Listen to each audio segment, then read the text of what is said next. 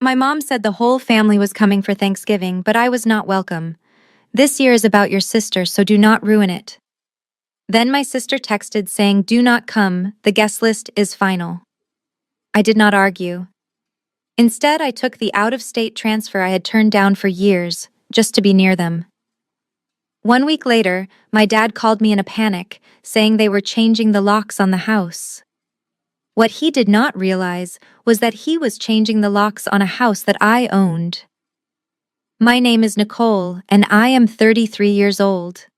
I work as a supply chain risk director in Seattle, dealing with global logistics and million-dollar contracts every day. I am trained to predict disasters before they happen, but somehow I never saw the one growing inside my own childhood home. Before I continue this story, let me know where you are watching from in the comments below. Hit like and subscribe if you have ever had to stand up to family members who underestimated your worth. Growing up as the eldest daughter meant being the responsible one while my younger sister Brittany was the golden child. I paid for the groceries. I paid for the vacations. I even paid off my parents' mortgage 5 years ago when they were drowning in debt. Yet I was always the outsider, the cold corporate workaholic who did not understand family values. It was a rainy Tuesday afternoon in Seattle, and I was sitting in my corner office overlooking the city skyline. On my desk sat 2 beautifully wrapped boxes. One was a vintage Rolex for my father Gerald. The other was a limited edition Chanel handbag for my mother Brenda. I had spent months tracking down these gifts, wanting this Thanksgiving to be perfect. I wanted to prove to them that even though I was busy, I still cared. My phone buzzed against the mahogany desk. I smiled, thinking it was my mom asking about the menu. But when I unlocked the screen, my stomach dropped. It was a text from Brenda. "Nicole, we need to talk about Thursday. Brittany and Andre are in a delicate place right now with the pregnancy announcement. We think it is best if you do not come to dinner this year. We need the focus to be on them, and your presence tends to make things tense because you ask too many questions. Let us try again at Christmas." I stared at the words, unable to breathe.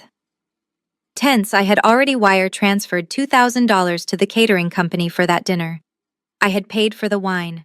I had paid for the heating bill that kept them warm in that house. My hands shook as I dialed her number. She picked up on the second ring, her voice tight and impatient. "Mom, is this a joke?" I asked, my voice trembling with a mix of rage and disbelief. "I have the gifts right here on my desk. I paid for the caterer. You cannot just uninvite me from a family holiday via text message 2 days before." "Lower your voice, Nicole," my mother hissed through the phone. "This is exactly why we made this decision. You are too intense. Brittany says she feels judged by you because you are single and focused on work while she is building a family. Andre agrees. We just want a peaceful night without you flaunting your money or looking down on Andre business ventures. Just send the wine over and stay home. You understand, right?" The line went dead. She hung up on me. I looked at the Rolex. I looked at the Chanel bag. And then I looked at the email on my computer screen from corporate headquarters. It was an offer for the regional director position in Chicago. I had ignored it for weeks because I did not want to leave my aging parents alone. But looking at that black screen where my mother rejection still glowed, something inside me snapped. I was done being the bank account without a face. I expected an apology, or at least a hesitation. But when my mother Brenda answered the phone, she sounded annoyed that I had interrupted her day. "Look, Nicole, we discussed this," she said sharply. "Brittany is entering her 3rd trimester. Her hormones are all over the place. She needs a supportive environment, and frankly, you just do not fit that description right now." "Supportive?" I repeated, gripping the phone so hard my knuckles turned white. "I have supported this family for a decade. I paid for the remodel of the kitchen you are standing in. I paid for Brittany's wedding 2 years ago. How am I the problem? That is exactly the attitude I am talking about." Brenda sighed loud enough for me to hear. "You always bring up money. It makes Andre uncomfortable. He is trying to build his real estate portfolio, and having you drill him about his commission checks or lack thereof is humiliating. He is the man of the house now that your father is retired. You need to respect his authority." I nearly laughed out loud. Andre had not sold a single property in 18 months. He spent his days filming TikTok videos in my parents' living room, pretending to be a mogul, while I paid the electricity bill that powered his ring light. His authority. I asked, my voice dropping to a dangerous whisper. He lives in the guest room rent-free, Mom. See, there you go again, being condescending. This is why we need space. We want a traditional Thanksgiving where everyone feels equal. Not one where you sit at the head of the table acting like the CEO of the family just because you sign the checks. Brittany is doing important work on social media, and she needs to feel validated, not overshadowed by your corporate coldness. The silence stretched between us. I looked at the rain streaking against my office window. I realized in that moment that they did not see me as a daughter. They saw me as a resource. And now that the resource had a voice, they wanted to mute it while keeping the benefits. Fine, I said quietly. I will stay in Seattle. Is that all? Well, actually, there is one more thing, Brenda said, her tone shifting from aggressive to expectant. Since this was a last-minute change, we had already placed the catering order with that Italian place you like, and the wine delivery is scheduled for tomorrow. Obviously, your father and I cannot afford that kind of expense on our fixed income. So just Zelle me the $2,500 like you usually do. Consider it a baby shower gift for your sister, since you will not be there to help set up. I stood up. The city of Seattle looked gray and cold through the glass, but my blood was boiling. You want me to pay for a party I am banned from attending? Do not be petty, Nicole. It is for family. We are counting on that money. Andre already promised his friends top-shelf liquor. You would not want to embarrass him, would you? Just send the money by 5 so we can confirm the delivery. I looked at the unread email from corporate again. The offer to move to Chicago, to leave everything behind. I did not scream. I did not cry. I simply made a choice. I will take care of it, Mom, I said. And I meant it. Just not in the way she thought. My phone lit up again before I even had time to put it down. It was Brittany. Of course they were coordinating this. It was a screenshot of a digital invitation designed with pastel balloons and gold calligraphy. The header read, "The Grand Thanksgiving Reveal." I zoomed in on the image. The guest list was extensive. There were names I did not even recognize. Andre's college roommates, my mother's yoga instructor from the community center, even our second cousin Maureen, who had not spoken to the family since 2010, was listed. There were over 30 people invited to the dinner I was paying for. Everyone was invited. Everyone except me. Then came the text message that seared itself into my memory. Just wanted to make sure you saw the final head count so you do not show up awkwardly, Brittany wrote, followed by a shrugging emoji. Honestly, Nick, it is for the best. I am really focusing on manifesting positive maternal energy right now. Having a bitter spinster aunt hovering around might jinx the gender reveal. You know how you get about people who are actually happy. We do not want that bad luck rubbing off on the baby. I stared at the word spinster. I was 33 years old. I owned a penthouse in downtown Seattle. I managed a team of 40 people and navigated supply chain crises that could cripple national industries. I had a portfolio of investments that could buy and sell Andre's entire imaginary real estate career 3 times over. But to them, I was just the unmarried failure who paid the bills. I looked around my quiet office. For years, I told myself they loved me in their own broken way. I told myself that paying their debts was just what family did. I thought if I just gave enough, if I just fixed enough problems, eventually they would respect me. But this text message shattered that illusion. This was not love. This was not even tolerance. This was active contempt. I typed out a response and then deleted it. Arguing with a narcissist is like pouring water into a sieve. It only wastes your resources. Brittany did not want a sister. She wanted a sponsor. And she had just insulted the only investor keeping her lifestyle afloat. I remembered the baby shower last month. The one where I spent $3,000 on custom decor and a catered lunch because Brittany said she wanted it to look like Pinterest. She had hugged me then. She had called me the best sister ever in front of her friends. But that was when I was writing checks. Now that the heavy lifting was done, I was just bad luck. A cold calm settled over me. It was the same feeling I got right before I fired an incompetent manager or cut a losing vendor from our supply chain. It was the absence of emotion. It was pure logic. If I was such bad luck, then I should remove myself completely from their equation.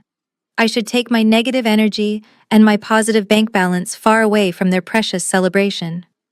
I took a screenshot of her text, not to send to mom or to post on social media, but for my own records. I filed it into a folder on my cloud drive named Family. Then I set the phone down face down. I did not block her yet. I wanted them to think their plan had worked. I wanted them to think I was sitting in my apartment crying over their rejection while transferring the money they demanded. I turned back to my computer screen where the email from Chicago corporate headquarters was still open. The subject line read, "Final offer regional director position." The timestamp showed they needed an answer by 5 o'clock. I glanced at the clock on the wall. It was 4:45. I had 15 minutes to change the trajectory of my life. I did not hesitate. I hit reply. The cursor blinked at the end of the sentence. For 2 months, I had kept this email in my drafts folder. I had told myself I could not move to Chicago because my parents were getting older. I told myself they needed me to drive them to appointments and manage their finances. I told myself that leaving Seattle was selfish. But looking at that family group chat where they were planning a party to celebrate my exclusion, I realized the only person I was protecting was myself. I was protecting myself from the truth that they did not need me, they just needed my wallet. I typed quickly, my fingers flying across the mechanical keyboard. Dear Mr. Henderson, I am writing to formally accept the position of Regional Risk Director based in Chicago. I understand the standard transition period is 2 weeks, but due to personal circumstances, I am requesting an immediate transfer. I can be on a plane within 48 hours and ready to report to the Chicago office by Monday morning. Please confirm if the relocation package is still active. I did not hesitate. I did not second guess. I pressed send. The swooshing sound of the email departing felt like a physical weight lifting off my chest. It was done. I was no longer Nicole the doormat daughter. I was Nicole the director. I stood up and grabbed a cardboard box from the supply closet. I began clearing my desk. I took down the framed photo of my family from my college graduation. In the picture, I was wearing my cap and gown, beaming with pride, while my parents looked distracted, and Brittany was checking her makeup in a compact mirror. I looked at their faces one last time. I did not feel anger anymore. I just felt tired. I turned the frame over and dropped it into the trash bin. Then my eyes fell on the 2 wrapped gifts, the vintage Rolex and the Chanel bag. $10,000 worth of merchandise sitting on my desk. My mother wanted me to Zelle her $2,500 for a party I was banned from. She wanted cash because she could not return a party. But I could return these. I picked up the heavy boxes and placed them gently into my bag. I would stop by the luxury district on my way to the airport. That money would go toward my new apartment in Chicago. A deposit on a life that belonged only to me. My office phone rang. It was HR. They had received my email and wanted to coordinate the logistics. They were surprised but thrilled. They booked my flight for the next evening, first class, one way. I looked out the window at the rainy Seattle skyline one last time. This city held all my memories. It held the house I bought to save my parents. It held the sister I tried so hard to please. But as the sun began to set, casting long shadows across my empty desk, I realized that Seattle was not my home anymore.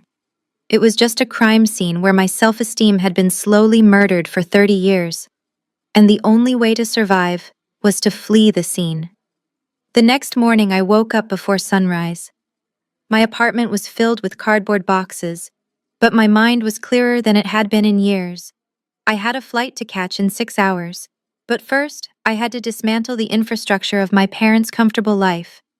I sat down at my kitchen island with a fresh cup of coffee and my laptop open. It was time to perform surgery. I started with the small things. I logged into the account for the landscaping service that kept their lawn manicured for Andre's Instagram photos. I clicked cancel service effective immediately. Next was the premium cable package with all the sports channels Andre insisted on. I downgraded it to the basic tier. Then came the grocery delivery account. For years, I had linked my credit card so my mom could order whatever she wanted. Last month alone, she had spent $800 on organic produce and imported cheeses. I removed my card and replaced it with the old expired debit card my father had given me years ago. But those were just warning shots. The real weapon was the mortgage. I navigated to the bank portal. The screen showed the auto-pay schedule for the house at 42 Maple Drive. $2,800 deducted from my personal checking account on the first of every month like clockwork. I hovered my mouse over the Cancel Autopay button. My hand hesitated for a fraction of a second. I thought about my dad sitting in his recliner. I thought about the house where I grew up. But then I remembered the text message. Don't come. The guest list is final. I clicked the button. A confirmation window popped up asking if I was sure. I clicked yes. The screen refreshed, showing a balance due in 12 days. Without my payment, that account would go into delinquency. The bank would send a notice by mail, a notice my father would likely ignore until it was too late. I felt a strange mix of guilt and liberation. For so long, I thought buying their love was the only way to keep them. But you cannot buy what was never for sale. I was just renting their tolerance and the lease had just expired. I closed the laptop and zipped up my carry-on bag. I took one last look at my Seattle apartment. I left the keys on the counter for the landlord. My car was already sold to a dealership down the street. I called an Uber. As the car drove me towards SeaTac Airport, my phone buzzed. It was a notification from the security system at my parents' house, which I also paid for. Front door opened. They were probably waking up getting ready for the big party. The party where they would celebrate the future without the burden of the past. They had no idea that the burden they discarded was the only thing holding the roof over their heads. I turned off the notifications. I turned off the location sharing. And as the plane took off banking over the gray waters of the Puget Sound, I ordered a glass of champagne. The bridge was burned. Now it was time to watch the smoke from a distance. 30,000 feet somewhere over Montana, the air was crisp and recycled, but to me, it smelled like freedom. The flight attendant, a woman with a kind smile, placed a crystal flute of Dom Perignon on my tray table. "Is there anything else I can get you, Ms. Harrison?" she asked. I smiled back, sinking deeper into the lie-flat leather seat. "No, thank you. I have everything I need right here." I took a sip of the cold bubbles and looked out at the horizon. For the first time in a decade, my shoulders were not knotted with tension on a holiday. I was not rushing to fix a burnt turkey. I was not mediating an argument between my mother and an aunt. I was simply existing. 2,000 miles behind me on the ground, the atmosphere was far less serene. At the house on Maple Drive, the party was in full swing, but the energy was shifting from festive to frantic. The driveway was packed with cars. My cousin Maureen was already 3 glasses deep into the cheap boxed wine Andre had bought to replace the vintage bottles I usually provided. In the living room, Brittany was sitting on a velvet throne chair she had rented specifically for Instagram photos, holding her belly and accepting compliments like a queen holding court. But there was a glaring problem. A very large gap in the evening festivities. The dining table set with the good china was empty. The warming trays were cold. The clock on the mantel chimed 6 times. The food should have arrived an hour ago.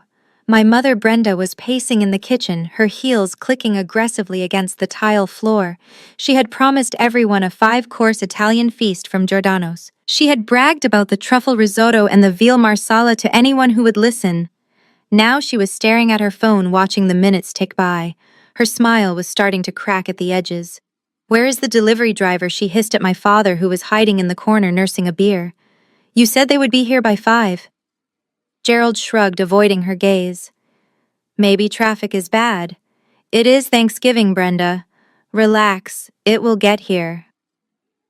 In the living room, Andre was loudly entertaining his college buddies. I could practically hear his booming voice through the clouds. "Yeah, business is booming, boys. Just closed a massive deal downtown. We are thinking about putting in a pool next summer. You guys should come out." He was leaning against the fireplace, acting the part of the successful provider, while wearing a suit he bought with my credit card points. Back on the plane, I selected a movie and adjusted my noise-canceling headphones. I knew exactly what was happening down there. The catering company, Giordano's, had a strict policy: payment in full 48 hours prior to delivery. When I removed my card from the file, the order did not just pause. It was automatically canceled, deleted from the system. Back at the house, the first stomach growled. One of Andre's friends checked his watch. "Hey, Brenda, the game is about to start. When are we eating?" My mother forced a smile that looked more like a grimace. She smoothed her dress and laughed nervously. "Oh, you know how these delivery services are. Any minute now, just have some more crackers." She retreated into the laundry room, the only place with privacy, and dialed the restaurant. Her hands were shaking. She was about to find out that her perfect evening was built on a foundation of credit that no longer existed. The doorbell finally rang at 6:45, interrupting the awkward silence that had settled over the living room. Relief washed over the room like a wave. My mother, Brenda, practically ran to the door, smoothing her velvet dress and putting on her best hostess smile. She flung the door open to reveal a young delivery driver holding a clipboard, but his hands were empty. The catering van was parked in the driveway behind him, with its engine idling and the smell of garlic and roasted meat wafted in, tormenting the hungry guests. "Yes," finally Brenda said, waving her manicured hand toward the dining room. "Please bring everything through to the table immediately. We are absolutely starving and the schedule is already behind." The driver did not move toward the van. He looked down at his clipboard and then back at her with a bored expression. "I need a valid form of payment first, ma'am. The card on file was removed from the system yesterday and the pre-authorization was voided. I cannot release the merchandise without payment in full." Brenda laughed, a high-pitched, nervous sound that grated on everyone's ears. "Do not be silly. My daughter Nicole handles all of that. It is already paid for, just like it is every year. Just bring the food in and stop wasting time." "I cannot do that," the driver said flatly, his voice carrying into the living room. "The system shows the order as unpaid. If you want these trays, you need to swipe a card for $2,700 right now. Otherwise, I have to take it back to the commissary." The conversation had grown loud enough for the entire party to go silent. 30 guests were now watching from the open-concept living room. My cousin Maureen lowered her wine glass. Brittany stopped rubbing her belly and looked at her husband with wide eyes. The air in the room grew heavy with second-hand embarrassment. The facade of the wealthy, perfect family was cracking. Brenda turned pale. She spun around to find my father, who was trying to blend into the curtains. "Gerald, get your wallet. Nicole must have had a glitch with her bank. Just pay the man so we can eat and we will sort it out with her later." Gerald fumbled for his wallet, his hands shaking visibly. He pulled out his Visa card, the one he used to flash at the country club. He walked to the door and handed it to the driver, who swiped it on his mobile terminal. The machine whirred for a second and then emitted a harsh, dissonant beep. "Declined," the driver announced without looking up. "Try it again," Gerald stammered, sweat beading on his forehead. "There must be a mistake. That card has a $20,000 limit." "Insufficient funds," the driver clarified, staring at the screen. "Do you have another card?" Gerald looked at the floor. He did not have another card. He had maxed out everything else weeks ago, trying to maintain their lifestyle after I stopped subsidizing his golf fees. He just had not told anyone yet. The silence was now deafening. A stomach growled loudly from the back of the room, causing a few guests to whisper. Brenda looked like she was going to faint. Her perfect Thanksgiving was crumbling before it even started. "This is ridiculous," Andre announced, stepping forward from the fireplace. He adjusted his suit jacket, trying to look authoritative, but his eyes darted around nervously. "Clearly there is a technical issue with your machine. I will handle it." He pulled out a shiny platinum card from his pocket. It was a debit card, not a credit card, but he held it up like it was an exclusive black card for the guests to see. He handed it to the driver with a sneer. "Put it on this. And I expect a discount for the unacceptable delay." "No discount, sir," the driver said, swiping the card. Andre watched the machine like a hawk. When it beeped approval, he let out a breath he had been holding, but as he signed the digital receipt, his jaw tightened so hard a muscle twitched in his cheek. I knew that look. That was the look of a man who just spent his entire liquidity for the month on pasta and veal he did not even want. He glared at my father, then at the empty spot at the table where I should have been. He was not a hero.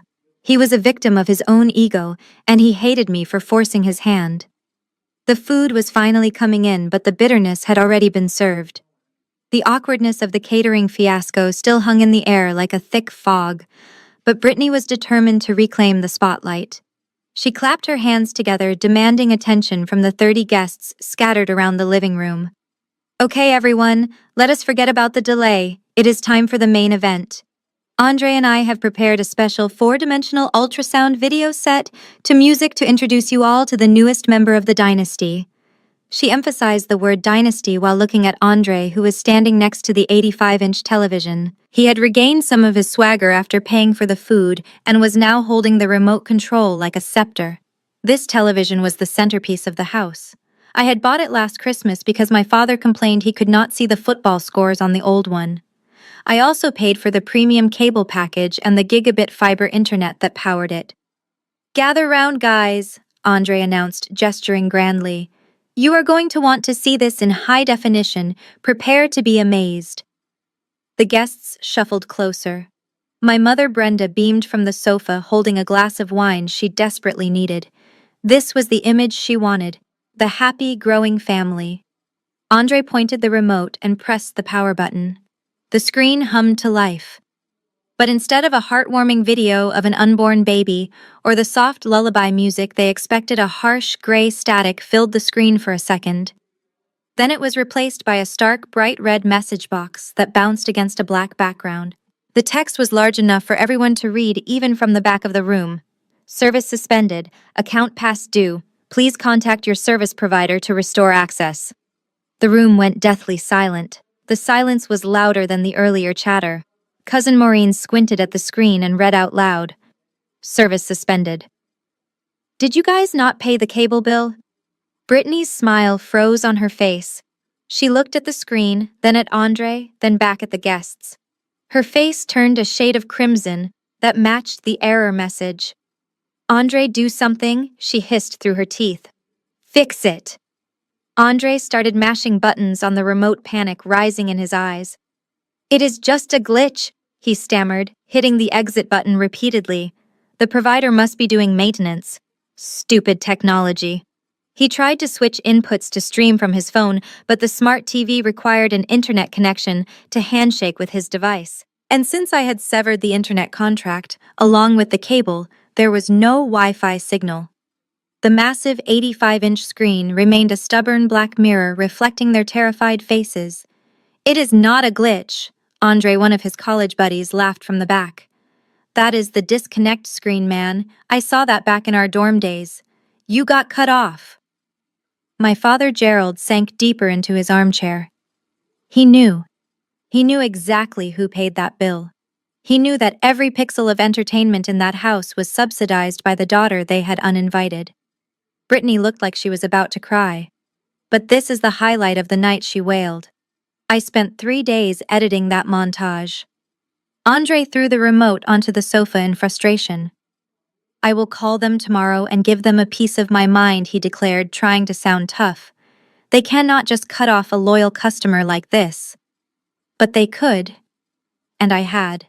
The party was now devoid of music, devoid of entertainment, and filling up rapidly with the realization that the golden child lifestyle was nothing but a hollow shell without my funding. My father Gerald locked the door of the downstairs powder room and leaned his back against the wood, breathing heavily. Outside, the muffled sounds of awkward conversation and clinking glasses drifted in from the hallway. The party was a disaster. The guests were eating crackers and cheese because the main course never arrived. The massive television screen was still displaying the red suspension notice like a digital scarlet letter. Andre was out there trying to salvage his reputation with loud jokes that nobody was laughing at. And it was all her fault. He dialed my number with trembling fingers. His face was red not from alcohol, but from a mix of humiliation and fury. I answered on the second ring. I was 30,000 feet in the air watching the clouds turn pink with the sunset. Hello, Dad, I said calmly. What the hell is going on, Nicole? He hissed into the phone, keeping his voice low so the guests would not hear. You have made us a laughingstock. The food never came. The television is cut off. Andre looks like a fool in front of his friends. Fix this immediately. I took a sip of my sparkling water. There was no apology in his voice, no concern for where I was or why I was not there, just a demand for service. I cannot fix it, Dad. I replied, my voice steady. I am not there, remember. I am giving you the space you asked for. Do not play games with me, he snapped. You know you pay those bills. You did this on purpose to ruin your sister's big night. Brittany is out there crying in the kitchen because her reveal video is ruined. Is that what you wanted? To punish us just because we set a boundary. I felt a twinge of the old guilt, the programmed response to fix everything when he raised his voice. But then I looked at the flight map on the screen in front of me. I was closer to Chicago than I was to Seattle. The distance gave me clarity. Dad listened to me very carefully, I said. You and Mom told me I was not welcome. You said my presence made Andre uncomfortable. You said the guest list was final. Well, I accepted that. But here is the reality check you missed. When you uninvited me, you also uninvited my wallet. Gerald sputtered on the other end of the line. That is ridiculous. We are family. You do not cut off your family just because you cannot come to one dinner. I did not cut you off, I corrected him. I simply stopped paying for a household I do not live in and a party I was banned from attending. The catering was under my name. The cable was under my name. When I removed myself from the equation, the services went with me. That is not punishment, Dad. That is logistics. You are being cruel, he whispered. And for the first time, I heard fear in his voice. He was realizing that the safety net was gone. No, Dad Cruel is taking $10,000 of my money for a nursery renovation and then telling me I am bad luck for the baby. Cruel is letting your son-in-law insult me while he lives on my dime. I am done. Enjoy the crackers. I hung up before he could respond. I did not want to hear him beg. I did not want to hear him promise that things would be different if I just turned the cable back on. I turned my phone to airplane mode and closed my eyes. For the first time in my life, I was not responsible for the disaster downstairs. I was just a passenger flying toward a new destination. Inside the powder room, my father stared at his reflection in the mirror, realizing that the ATM he had abused for years had finally shut down. The last guest, a neighbor from down the street, made a polite excuse about needing to wake up early and hurried out the front door. The moment the latch clicked shut, the silence in the living room shattered. Andre ripped his tie off and threw it onto the floor. His face was a mask of pure, unadulterated rage. $2,700, he shouted, kicking the leg of the coffee table. That is how much she just cost me. Do you have any idea how long it takes to make that kind of commission in this market? And she did it on purpose. She sat in her ivory tower and laughed while I swiped my card. My mother Brenda was sitting on the sofa picking at a loose thread on a cushion. She looked deflated. The party had been a humiliation from start to finish. I cannot believe she would be so vindictive, she whispered. We just wanted a nice dinner. We just wanted to celebrate the baby. That is exactly the point, Andre said, pacing back and forth in front of them, like a predator circling wounded prey. This is not about a missed payment, Brenda. This is about control. Nicole uses her money like a leash. She thinks just because she pays the bills she owns you. She thinks she is the head of this household. He stopped and pointed a finger at my father, who was still holding his empty beer bottle. Did you hear how she spoke to you on the phone, Gerald? She hung up on you, her own father. She has absolutely no respect for your authority. She treats you like a charity case she can turn on and off whenever she feels like it. It is financial abuse, plain and simple. Gerald looked up, his eyes watery. She said she was just giving us space. He mumbled, weak and defeated. Space. Andre scoffed. She is trying to evict you emotionally before she evicts you physically. Think about it. She pays the mortgage. She pays the utilities. She holds the deed. What happens when the baby comes? What happens if she decides the baby cries too loud and she cuts the power again? Are you going to let your grandchild freeze because Nicole is having a bad day? My mother sat up straighter. Her eyes narrowed. She would not dare. She just did. Andre countered, his voice dropping to a conspiratorial whisper. She just humiliated us in front of everyone we know. She is dangerous, and the only way to deal with a bully is to punch back. You need to show her that this is your home, not hers. You need to reclaim your territory before she decides to sell it out from under you. What do you suggest? Brenda asked, her voice trembling with a mix of fear and indignation. We need to cut her access, Andre said, cold and precise. She thinks she can walk in here whenever she wants to inspect her investment. She thinks she has a key to your lives. Well, I say we take that key away. We change the locks tonight. We secure the perimeter. We make a statement that says you cannot buy us and you cannot bully us. But it is late, Gerald protested. I know a guy, Andre lied smoothly. A 24-hour locksmith. He owes me a favor. Let me call him. Let us take our dignity back. Let us make sure that when she comes crawling back to apologize, she has to knock on the door like a guest. Brenda looked at the blank television screen, then at her husband. Do it, she said. Call him. I am tired of being treated like a tenant in my own home. Andre smiled. It was a shark smile. He pulled out his phone not to call a friend who owed him a favor, but to call the most expensive emergency locksmith in Seattle, knowing full well he would try to make Gerald pay for it later. He had successfully shifted the narrative. He was no longer the broke son-in-law. He was the protector of the family fortress. And he had just declared war. The blue light of the locksmith van washed over the driveway at 10 o'clock at night. It was the only vehicle left after the last guest had awkwardly shuffled away from the disastrous party. Inside the foyer, the atmosphere was thick with a toxic blend of exhaustion and paranoia. Andre stood with his arms crossed, watching the technician examine the high-end smart locks I had installed 3 years ago. Get rid of them, Andre commanded, pointing at the sleek black keypad. Rip the whole system out. I want deadbolts, heavy-duty steel. No Wi-Fi, no keypads, no digital backdoors that she can hack into.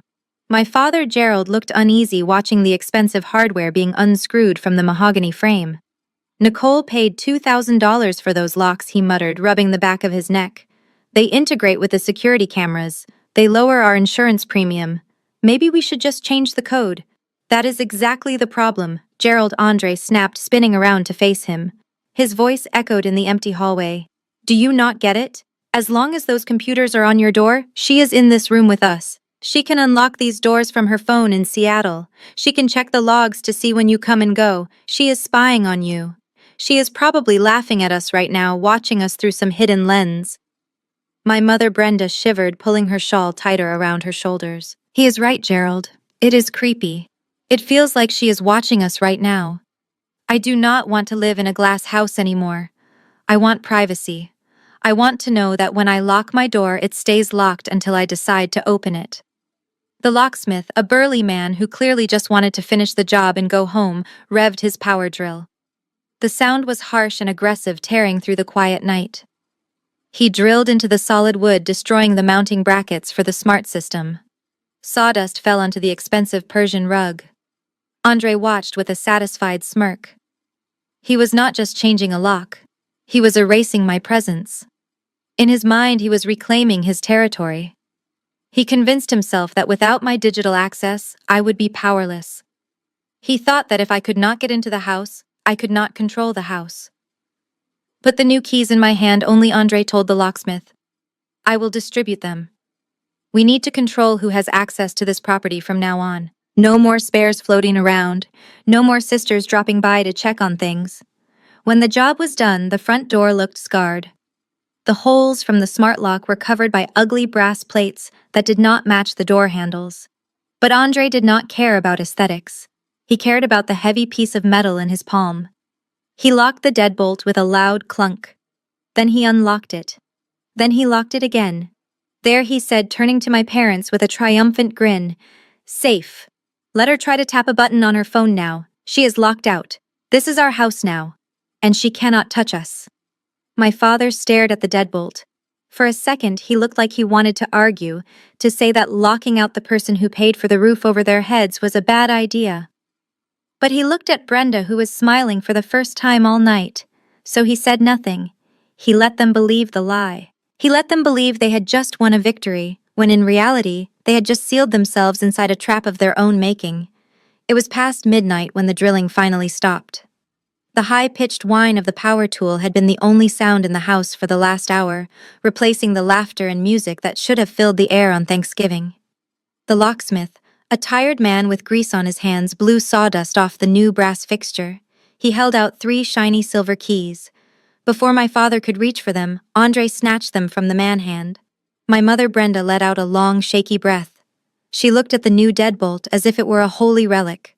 Finally, she whispered, leaning her head against my father's shoulder. "It feels different already, doesn't it, Gerald? It feels like ours again. No more cameras, no more digital eyes watching us. We are free."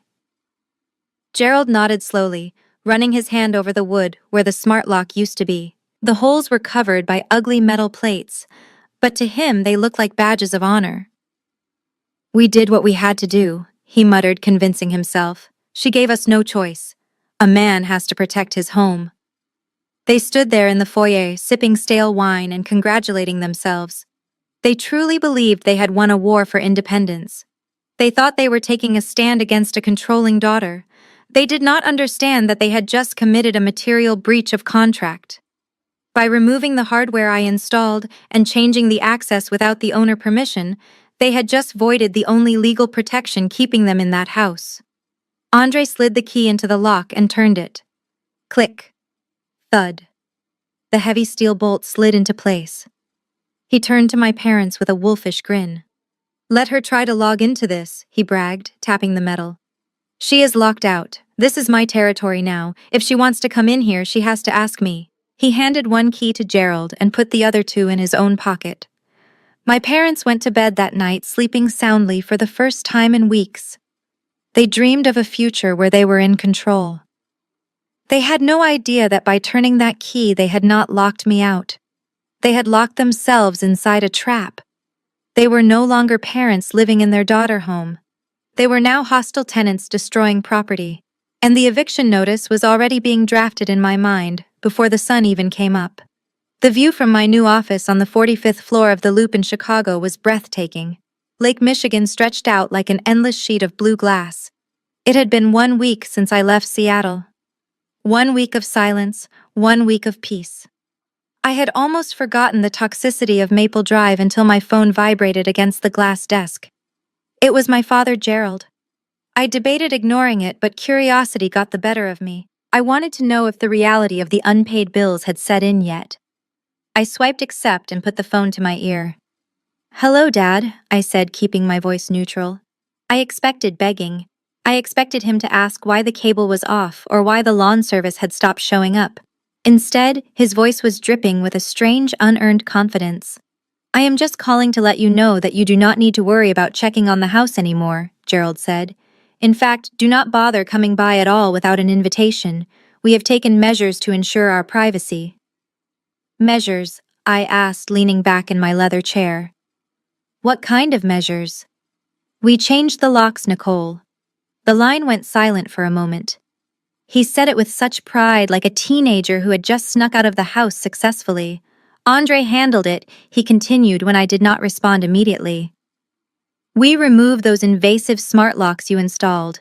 We have secure deadbolts now, real keys, and you do not have one. We decided that if you are going to use money to manipulate us, we are going to remove your access. This is our home, and we determine who walks through that door." I let out a short, dry laugh. It was not a laugh of amusement. It was the laugh of a risk manager who just watched a frantic client sign their own death warrant.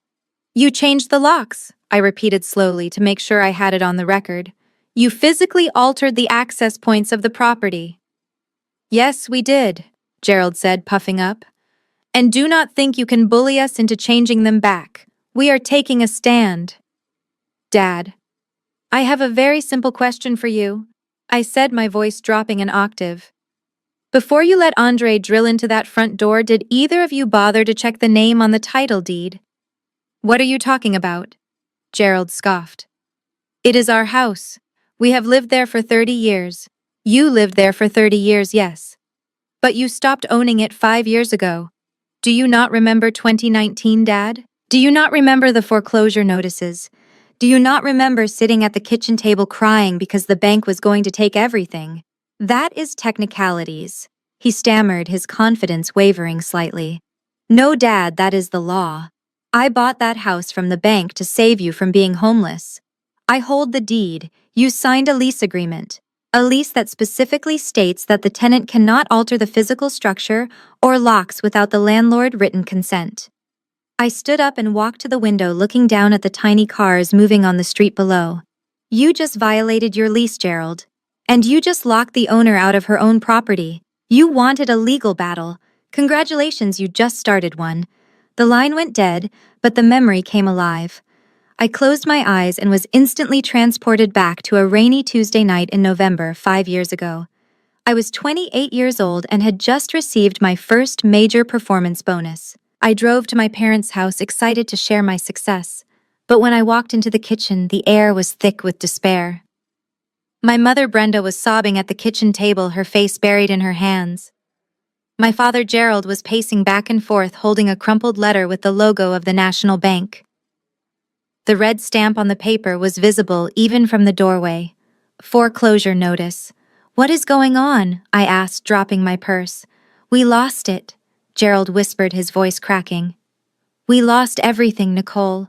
The investment deal Andre friend recommended. It was a pyramid scheme. The money is gone, the retirement fund, the savings, and now the house. The bank is taking the house in 30 days. I looked around the kitchen where I grew up. The pencil marks on the doorframe measuring our height. The family photos on the fridge. It was all about to be seized because my father wanted a get-rich-quick scheme instead of listening to financial advice. How much, I asked. We are underwater, Gerald admitted. We owe more than it is worth. They are going to auction it off. We have nowhere to go. I looked at my mother. She looked small and broken. Brittany was nowhere to be found, likely out with friends, oblivious to the collapse of her safety net. I felt a weight settle on my shoulders, the weight of being the capable one. I can fix this, I said. My father stopped pacing. How? You are just a junior manager. I have cash, I said, pulling out my checkbook. And I have excellent credit. I can approach the bank for a short sale. I will buy the house from them for the remaining debt before it goes to auction. I will pay off the arrears. But then you would own it, Gerald said, frowning. It would be your house. Do you want to own a cardboard box under the bridge? I snapped. Because that is the alternative, Dad. I will buy it. I will keep the roof over your heads. But we do this on my terms. That night, I signed away my entire savings. $80,000 of hard-earned cash went into a down payment to save their dignity. I sat in a cold bank office for 3 hours negotiating with loan officers to keep my parents from being evicted. I walked out of there not as a daughter, but as a landlord. I saved them. And in return, they resented me for it every single day since. They hated that I saw them at their weakest. They hated that the deed in the safe deposit box had my name on it, not theirs. That resentment had festered for 5 years, until it finally exploded into a drill bit tearing through my front door. I sat across from them in the small conference room of the title company 5 years ago. The air smelled like stale coffee and desperation. The deed had been transferred. The house was officially mine. But I did not want to be their landlord. I wanted to be their daughter. I wanted to give them a way to walk out of that room with their heads held high, despite the financial ruin they had brought upon themselves. I slid a document across the mahogany table. It was a standard residential lease agreement, but I had modified the terms heavily in their favor. What is this? Gerald asked, eyeing the paper suspiciously as if it were a trap. It is a lease, I explained, keeping my voice gentle. You are going to rent the house back from me. That way you can tell the neighbors and your friends at the club that you put the house in a trust for estate planning purposes. You do not have to tell anyone you lost it to the bank. You do not have to pack a single box. My mother Brenda snatched the paper up, reading the first line. Rent amount $1 per year. She read aloud, her voice trembling. Is this a joke, Nicole? Are you mocking us? It is not a joke, Mom. It is a legal formality. I need a contract to protect my asset, but I am not going to charge you market rent. You just pay the utilities and take care of the place. I will handle the mortgage and the taxes. They looked at each other. Relief washed over their faces, followed immediately by that familiar shadow of resentment. They hated needing me. They hated that their safety net was woven from my bank account. There is one condition, though. I added, tapping paragraph 14 on the second page with my index finger. This is a standard preservation clause. Since I am liable for the property, you cannot make any structural changes without my written consent. No knocking down walls, no unpermitted additions, and specifically, no changing the locks or security systems. I need to maintain access in case of an emergency. Gerald waved his hand dismissively, grabbing the pen. Fine, fine, whatever. We are not going to remodel the kitchen, Nicole. We are bankrupt. Just let me sign it so we can leave. He signed his name with a flourish. Gerald Harrison. He did not read the rest of the page. He did not read the consequences of default. He did not read the eviction protocols. He just wanted to get out of that room and go back to pretending he was still the patriarch of the family. I watched the ink dry on that signature. That piece of paper was the only thing standing between them and the street. I filed it away in a fireproof box, hoping I would never have to enforce it. I treated it like a nuclear option, a weapon of last resort. Flash forward 5 years to the present. My father had just forgotten the one rule I gave him. He had let his arrogance erase his memory. He thought the lock on the front door was his to change. He thought he could shut me out of the building I saved. He had no idea that his signature on that document was now a loaded gun, and he had just pulled the trigger on himself. Back in the present day, the living room was silent except for the humming of the refrigerator. My father Gerald sat on the sofa staring at his phone, his face pale. He had just relayed my warning to Andre. But Andre, being Andre, did not believe it. He stood by the fireplace, swirling a glass of cheap whiskey, laughing, shaking his head. She is bluffing. Gerald, Andre scoffed. Do you really believe that nonsense? She probably printed out a fake deed on her office printer to scare you. Nobody buys a house for their parents and charges them $1. That is tax evasion or something. She is just trying to get inside your head because she knows she lost control. But she sounded so sure, Gerald whispered. She cited the lease terms. Paragraph 14. Lease terms. Andre mocked, making air quotes. It is a family arrangement, not a federal case. Look, I will prove it to you. Public records do not lie. I am a real estate agent, remember. I know how to pull title. He walked over to the dining table and opened his laptop. His fingers flew across the keyboard with aggressive confidence. He navigated to the county assessor website, the portal he used every day to scout properties he never actually sold. He typed in the address, 42 Maple Drive. Watch this, he muttered to my mother, who was hovering behind his shoulder.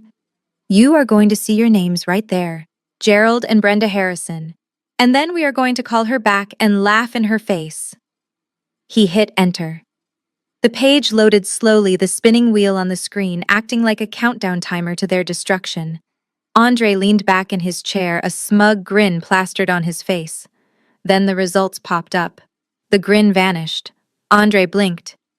He leaned closer to the screen, squinting as if the pixels were lying to him. He scrolled down. He refreshed the page. What does it say? Brenda asked, her voice trembling. Andre did not answer. His throat had gone dry. The text on the screen was black and white and indisputable. Owner of record Nicole Harrison. Purchase date November 12, 2019. Purchase price $850,000. Grantee Gerald and Brenda Harrison, 0 interest. There was no trust. There was no joint ownership. There was just my name standing alone at the top of the page like a monolith. It is her, Andre whispered, his voice barely audible. She owns it. She owns it all. What do you mean? Brenda demanded, grabbing the back of his chair.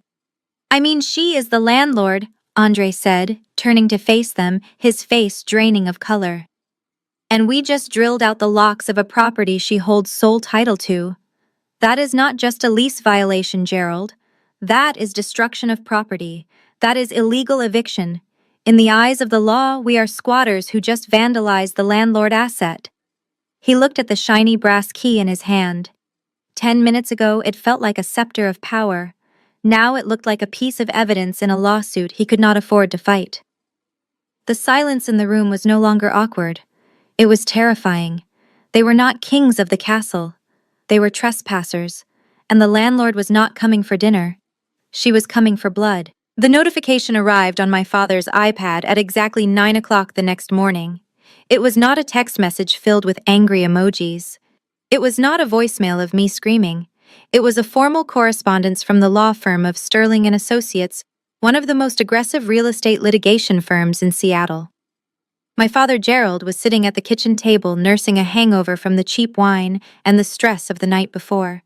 He saw the subject line, and his hands began to shake.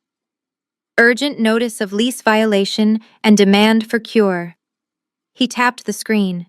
The document that opened was not a personal letter. It was a cold, hard legal weapon.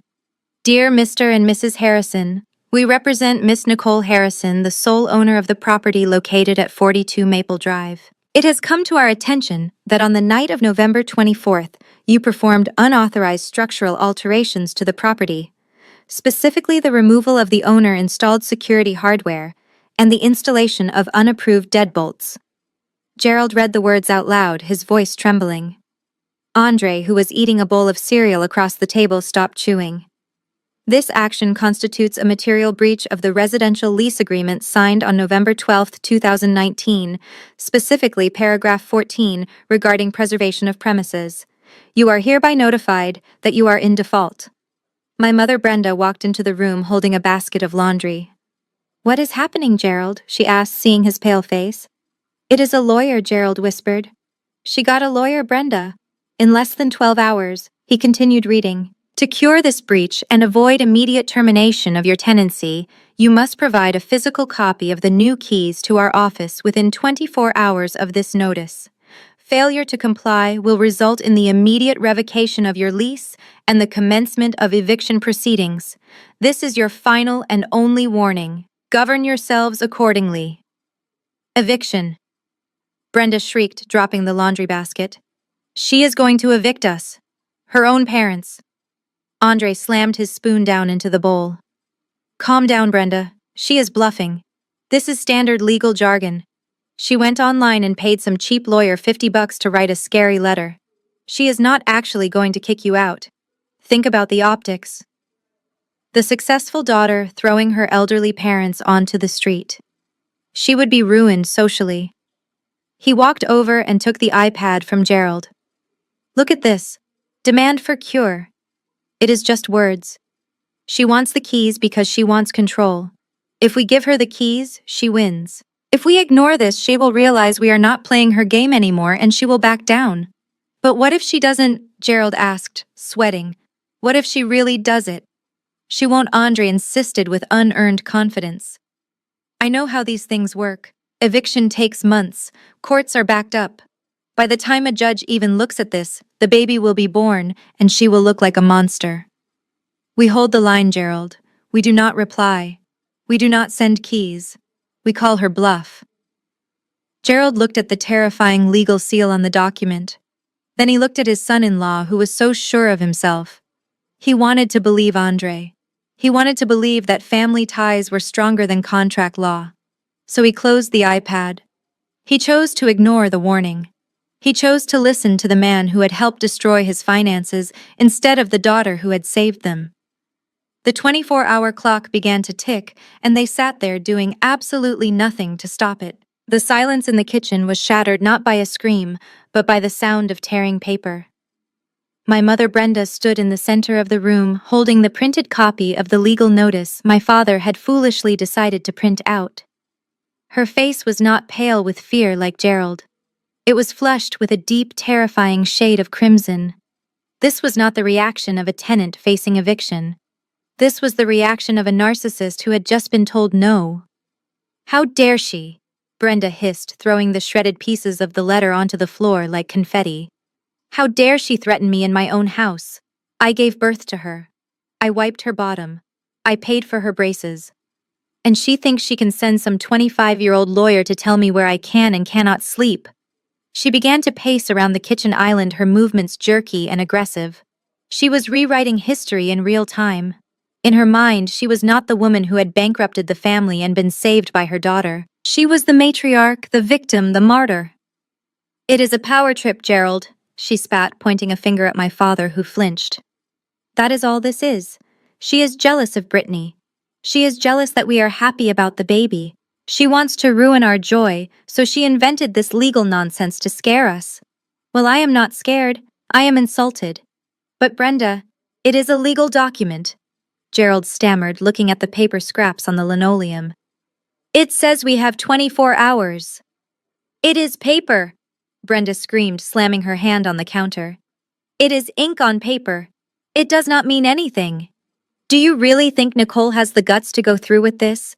Do you think she would actually send a sheriff to drag her pregnant sister and her elderly mother out onto the street? She is weak, Gerald. She has always been weak. She does everything we say eventually. She just wants us to beg. She wants me to call her crying and say, "Oh, Nicole, you are so powerful. Please forgive us." She stopped pacing and crossed her arms, a smug smile slowly returning to her face. Well, I am not going to give her the satisfaction. We are not sending the keys.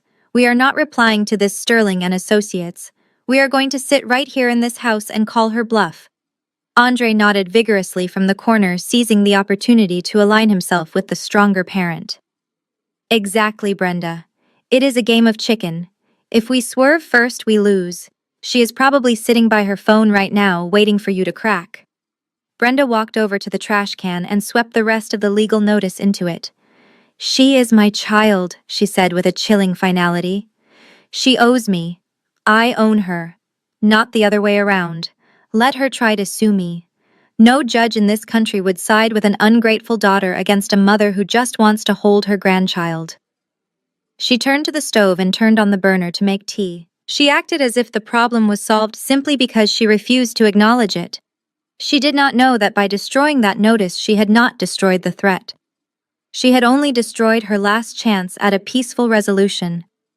The 24-hour clock was still ticking, and unlike her daughter, the law did not care about her feelings. It only cared about the contract she had just thrown in the garbage. The digital clock on the wall of my Chicago office flipped to 9:00.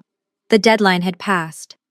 I refreshed my email inbox one last time, hoping to see a message from Sterling and Associates confirming receipt of the keys. I hoped to see a notification that my parents had come to their senses, but the inbox remained empty. I picked up my phone and called my lawyer. Did they respond? I asked, knowing the answer before he spoke. Radio silence. Ms. Harrison, the attorney replied. We have not heard a whisper. No keys, no phone calls. They are ignoring the notice completely. I hung up the phone and turned to my computer monitors.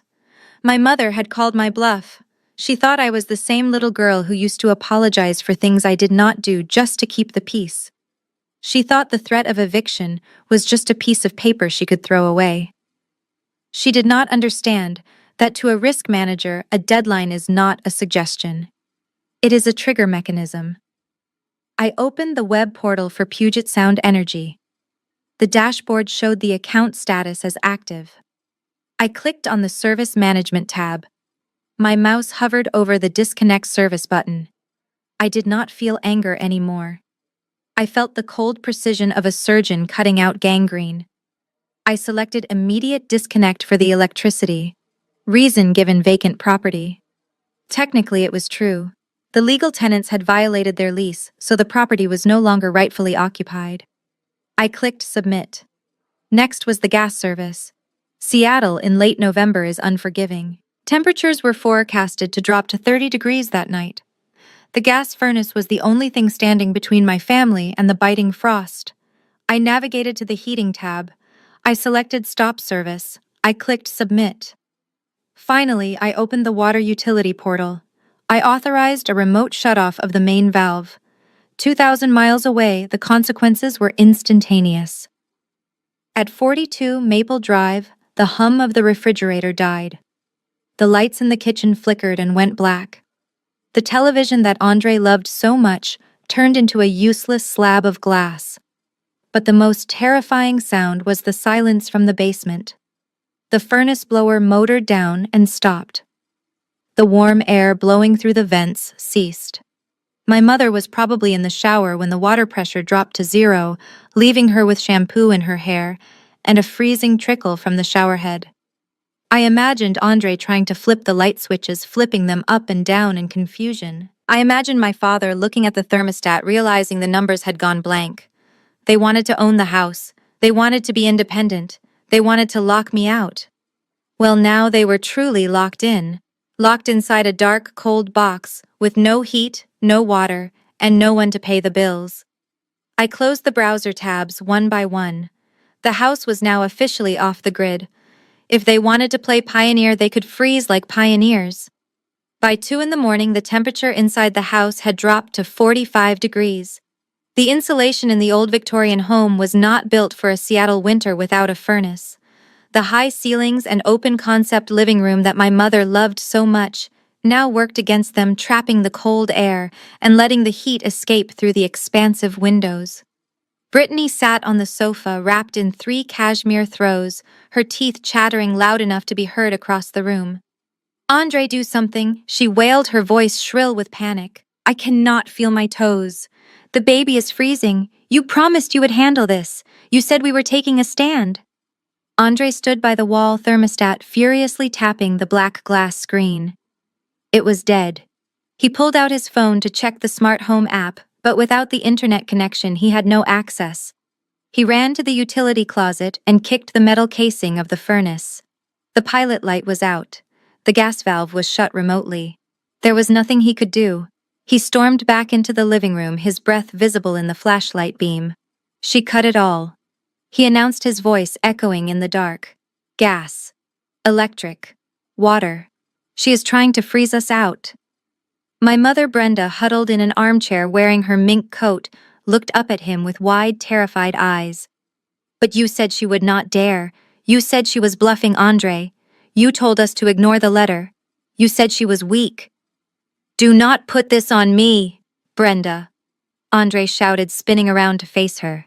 "This is your daughter. Or, this is the monster you raised. I have been here trying to protect this family, while you two sat around letting her pay your bills for years. You made her this way. You let her think she was the boss." He shined his flashlight directly into my father's face, blinding him. Gerald flinched, shielding his eyes with a shaking hand. "And you," Andre spat. "You call yourself a man. You let your daughter humiliate you. You let her hold the deed to your house. You are useless, Gerald. Absolutely useless. I am out here fighting a war for your property, and you are just shivering in the corner." "But we changed the locks," Gerald whispered, his voice trembling from the cold. "We did what you said, Andre. We followed your lead. And look where it got us," Andre yelled, throwing his hands up in the air.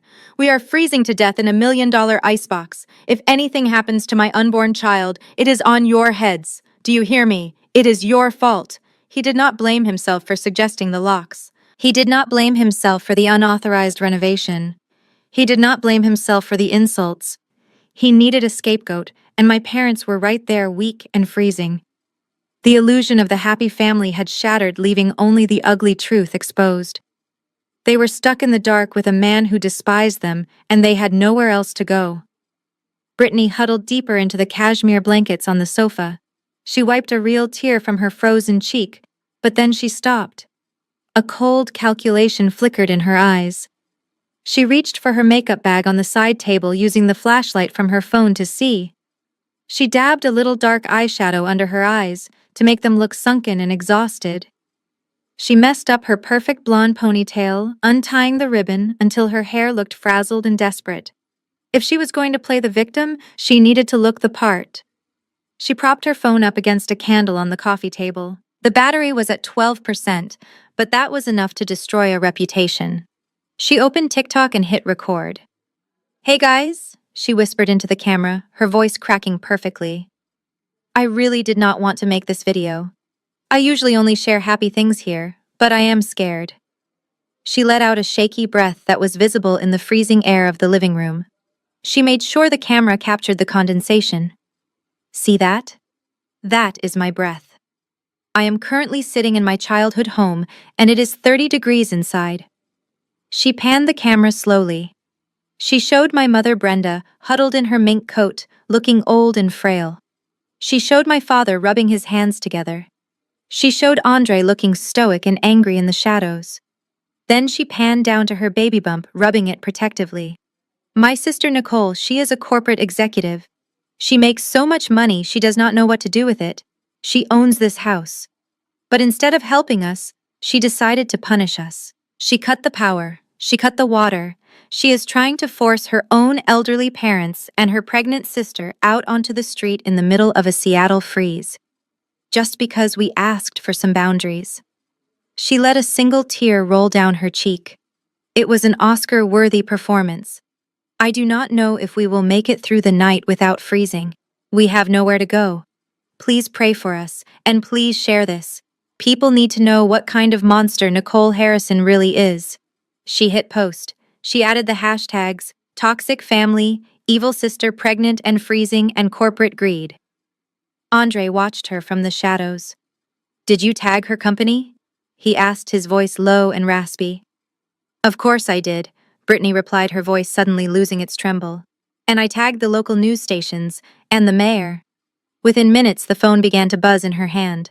First, it was just her usual followers offering sympathy. Then the algorithm picked it up. The comments started rolling in like a tidal wave of misplaced justice. One comment read, "Who does this to a pregnant woman?" Another said, "Let us find her employer and get her fired." A third said, "We need to go rescue them." Brittany watched the view count climb. 1,000, 5,000, 50,000. She looked up at my mother with a twisted smile. We are trending, Mom. She wanted a war. Well, she just got the entire internet coming for her head. They sat there in the dark, freezing cold, warming themselves with the glow of the phone screen. They did not see the legal danger they were in. They only saw the dopamine hit of validation. They thought they had found a new weapon. But they forgot that the internet is a double-edged sword, and they had just invited millions of strangers to look closely at a situation that would not hold up under scrutiny. My first week in Chicago was supposed to be a victory lap. I had already identified 3 major inefficiencies in the regional supply chain and saved the company $500,000. But on Friday morning, I was not called into the boardroom to receive praise. I was summoned to the office of the Senior Vice President of Human Resources. I walked in with my notebook ready, expecting a strategy meeting. Instead, I found Sarah, the HR director, sitting behind her desk with a grim expression. On her computer screen, paused mid-frame, was Brittany's tear-stained face. "Close the door, Nicole," Sarah said without looking up. I sat down, my heart rate spiking slightly, but my face remaining impassive. "I see you have found my sister's creative writing project," I said calmly. "This is not a joke," Sarah replied, turning the monitor toward me. "We have received over 200 emails in the last 12 hours.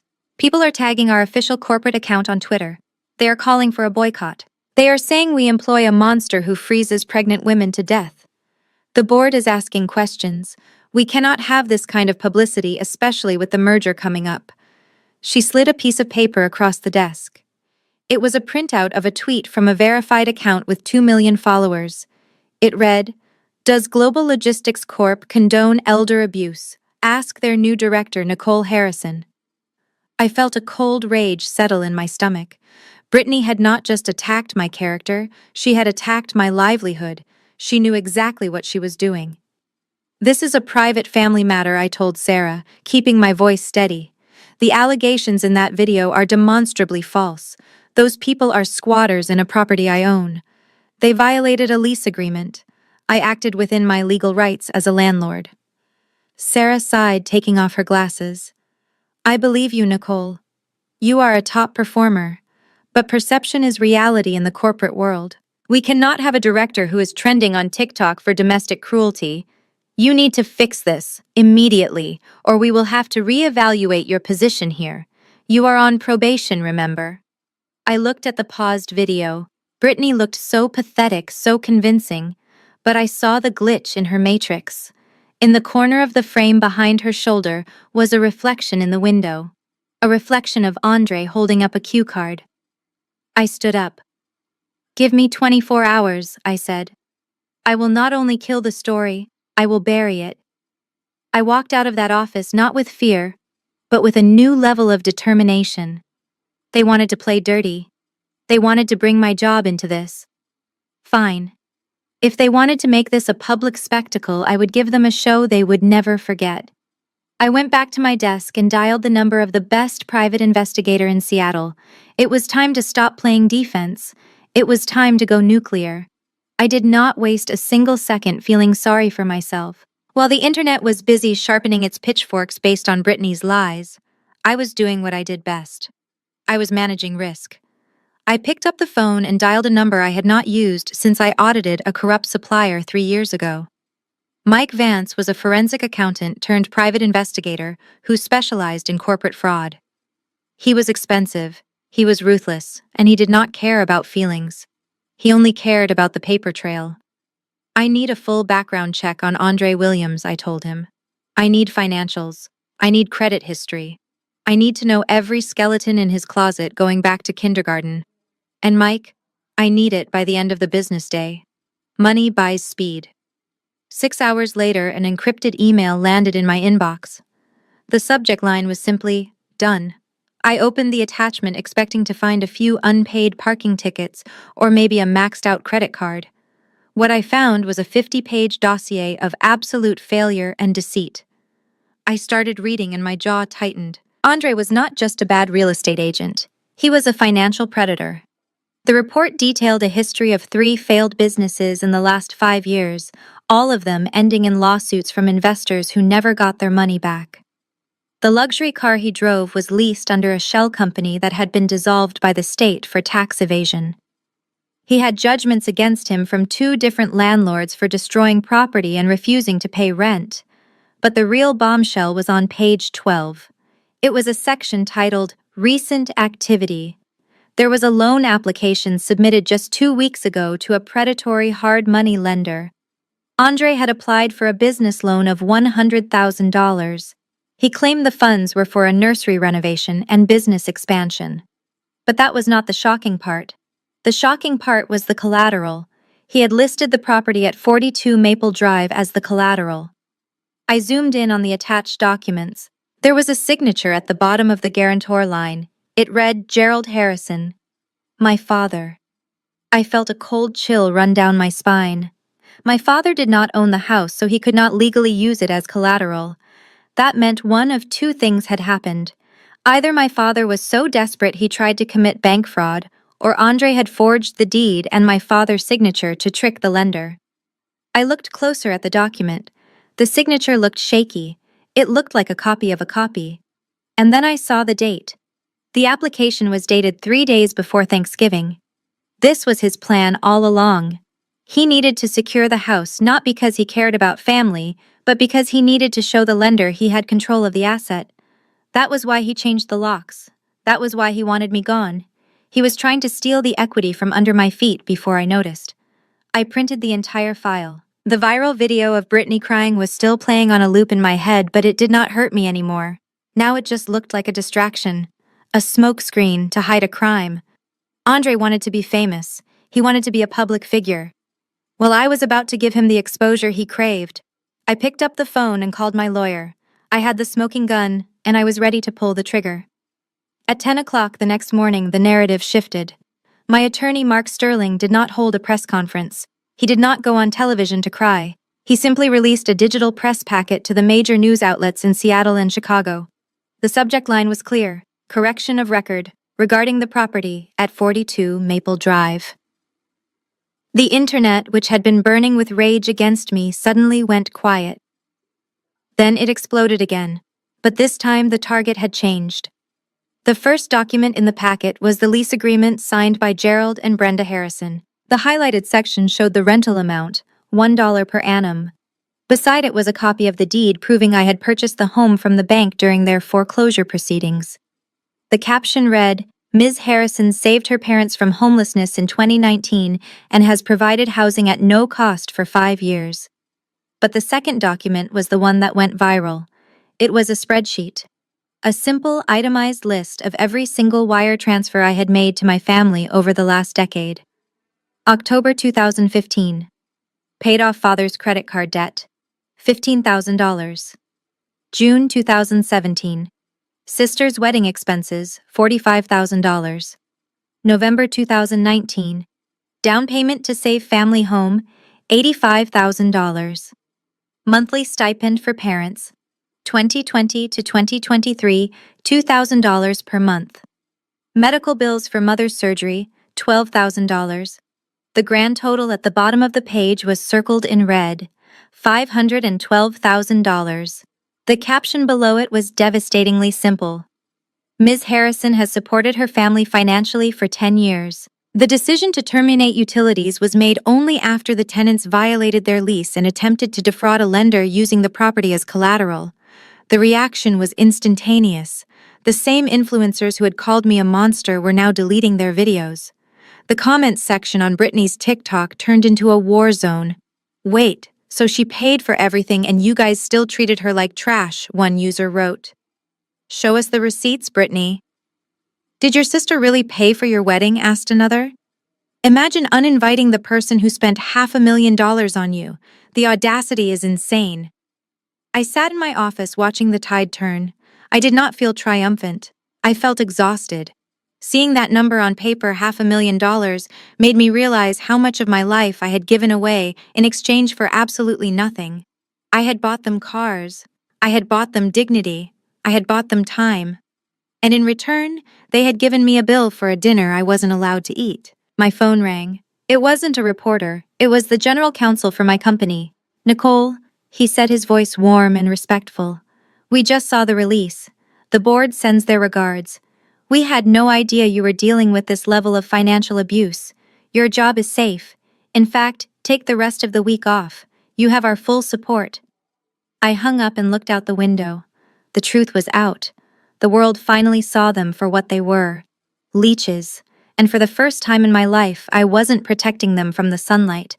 I was letting them burn. The spreadsheets silenced the critics, but the dossier on Andre Williams buried them. My lawyer sent the background check findings to the same investigative reporter who had initially covered Britney's viral video. The headline that ran at noon was no longer about a cruel sister. It was titled "The Real Estate Agent with No License and a Gambling Problem." The report was devastating in its detail. It revealed that Andre had not held a valid real estate license for 2 years. The state board had revoked it after an investigation uncovered that he had embezzled $5,000 from a client's escrow account to pay for sports betting. He wasn't a mogul. He was a thief who had been banned from the very industry he claimed to dominate. But the Financial Crimes Unit dug deeper. They found the reason for his desperation. Andre didn't just have bad credit, he had a bounty on his head. According to court filings and police reports referenced in the article, Andre owed $80,000 to an underground gambling ring operating out of a warehouse in downtown Seattle. These were not banks that sent polite letters. These were loan sharks who broke kneecaps. I sat in my office reading the article and suddenly everything made sense. The rush to change the locks, the obsession with asserting dominance, the fraudulent loan application using my house as collateral. Andre wasn't trying to build a nursery for his unborn child. He was trying to steal the deed to pay off a debt that was likely going to get him killed. He needed the house.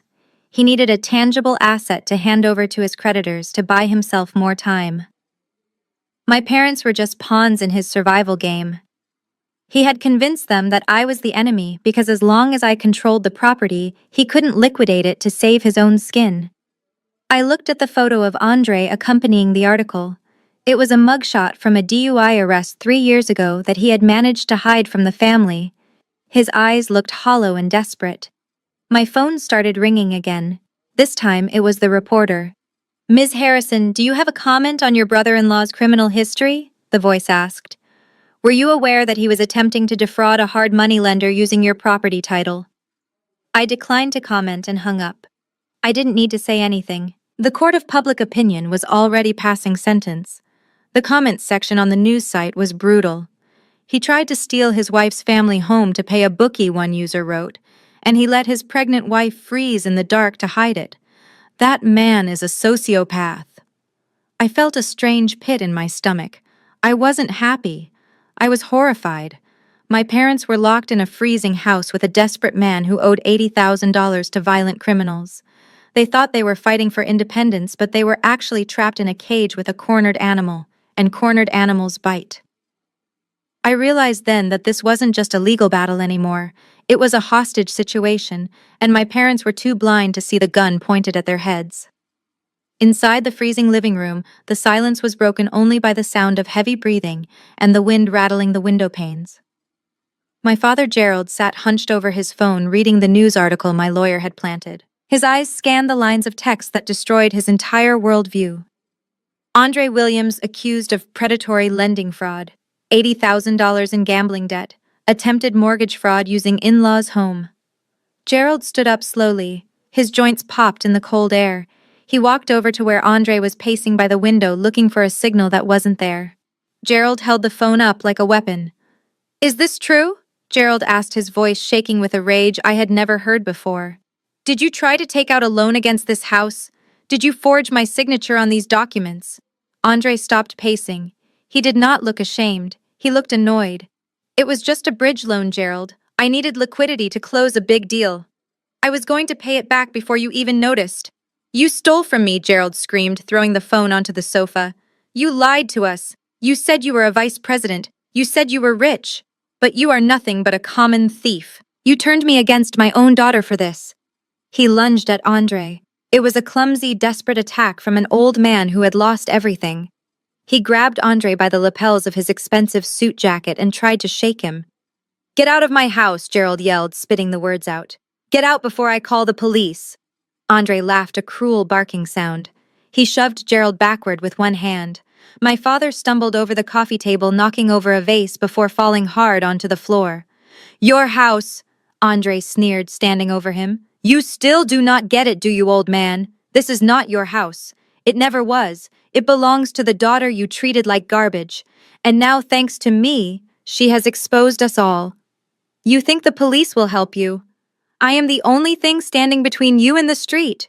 Brittany screamed from the corner, clutching her belly. "Dad, stop it. Andre, stop it. You are hurting him."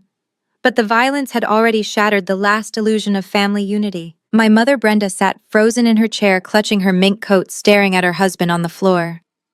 She realized then that the strong male figure she thought she was following was actually a parasite, and the husband she dominated was too weak to protect her. The house was dark, the heat was gone, and now the trust was completely broken. They were just four strangers trapping each other in a nightmare, fighting over the scraps of a life I had paid for. My phone buzzed against the mahogany desk in my Chicago office. It was a number I knew by heart but had not answered in days. "Mom." I stared at the screen for a long moment. Outside, snow was falling gently on the city skyline, but inside my office it was 72 degrees and peaceful. I tapped the green icon and put it on speaker. "Hi, sweetie," Brenda chirped. Her voice was an octave higher than usual, a sickly sweet tone she reserved for when she wanted something expensive. It was the same voice she used when she asked me to pay for Brittany's wedding dress. "Hello, Mother," I replied, leaning back in my leather chair. "We were just sitting here thinking about you." Brenda continued, ignoring the ice in my voice. "It is almost Christmas, you know. The house feels so empty without you. We were hoping you could fly down. I will make your favorite pecan pie. Let us just put all this unpleasantness behind us. We are family after all. Families fight, but they always make up. Come home, Nicole." I listened to the background noise. I could hear the wind howling through the drafty windows of the house on Maple Drive. I could hear the faint sound of someone coughing, likely Brittany. But Brenda was acting.